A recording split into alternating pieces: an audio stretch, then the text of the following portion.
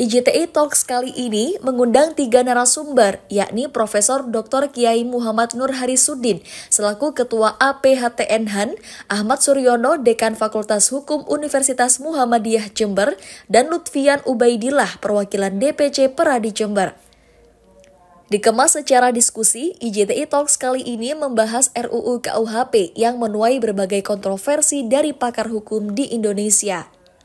Mulai dari mengkritik soal usulan dari pasal per pasal hingga mempertanyakan tidak terciptanya kesetaraan kewenangan dalam penyidikan perkara.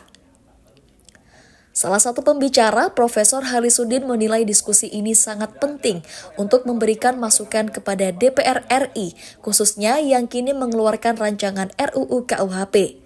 Terlebih, bagi lembaga yang menaungi persoalan hukum di Indonesia, rancangan RUU KUHP tersebut sangat berpengaruh ke depannya.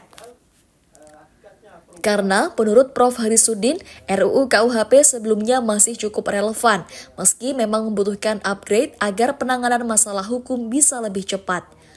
Untuk itu, rancangan RUU KUHP tersebut patut untuk dikaji ulang sebelum disahkan, agar kinerja aparat penegak hukum atau APH bisa berjalan baik, tidak tumpang tindih. Ya, sedikit Pak. Sedikit.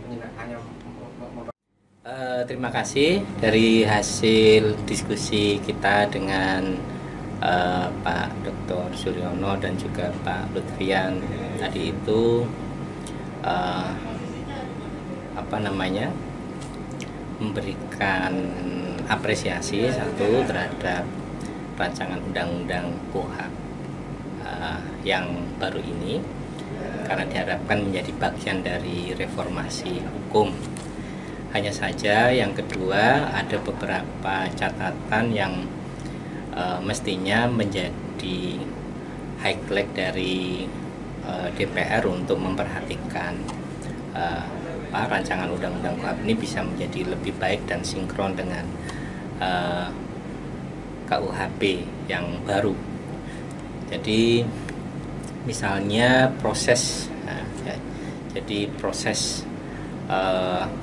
dari penyelidikan, penyidikan, terus sampai di hakim tadi itu oleh kami dianggap ini masih relevan di masa sekarang. Jangan sampai yang RUU KUHP yang baru tadi itu ada proses penyelidikan, pasal penyelidikan yang dihilangkan langsung ke penyidikan. Nah, ini tentu tidak baik ya, meskipun ada catatan untuk penyelidikan harus ada limitasi waktu. Kalau sebelumnya segera tidak ada limitasi waktu, tapi masukannya harusnya ada limitasi waktu sehingga tidak ada kepastian hukum dari para pencari keadilan, misalnya 3 bulan, 4 bulan. Nah, kalau sebelumnya bisa 4 tahun, 3 tahun, ini nggak ada kepastian hukum. Itu soal itu. Kemudian yang lainnya adalah soal power APH, ada power di antara APH yang lebih menonjol, mendominasi daripada APH yang lain. Yang sebelumnya APH-nya sudah ada diferensiasi fungsional antar APH berjalan dengan baik, tugas kepolisian, tugas kejaksaan, tugas hakim, kehakiman, dan juga tugas advokat itu sudah APH ini sudah menjalankan fungsinya dengan baik, setara satu dengan yang lainnya dalam jalur koordinasi, antara satu dengan yang lainnya di KUHP sudah berjalan dengan baik. Tetapi di rancangan undang-undang KUHP ini ada yang dominan. Misalnya kita melihat kejaksaan itu lebih mendominasi di situ. Meskipun aspek dominasitasnya itu memang soal pidana ada di kejaksaan, tetapi KUHP yang lama masih relevan untuk digunakan dengan diferensiasi fungsional masing-masing APH, kewenangannya tidak tumpang tindih satu dengan yang lainnya. Sementara itu, Ketua IJTI Korda Tapal Kuda, Tommy Iskandar, mengatakan bahwa melalui IJTI Talks dengan tema RUU KUHP Jalan Menuju Hukum yang Setara ini menjadi salah satu sumbangsih dan peran jurnalis televisi sebagai pilar keempat demokrasi. Tommy berharap diskusi ini turut mengedukasi masyarakat terkait tupoksi APH sehingga tidak terjadi tumpang tindih kewenangan. Selain itu, bisa menjadi sarana dan referensi bagi masyarakat serta para pihak terkait dalam mengawal rancangan Undang-Undang Kitab Hukum Acara Pidana. Hari ini JTI Korda Tapal Kuda menggelar diskusi atau talk show di mana dihadiri oleh beberapa pakar hukum.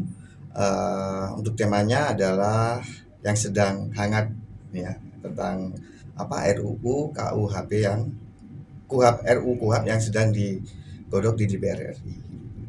Nah, ini cukup penting bagi JTI sebagai organisasi profesi. Tentunya yang kita godok atau yang kita bahas, yang kita diskusikan tadi, harapannya bisa menjadi edukasi bagi masyarakat terkait bagaimana tupoksi masing-masing APH gitu, sehingga tidak ada tumpang tindih tugas dan kewenangan. Harapannya dari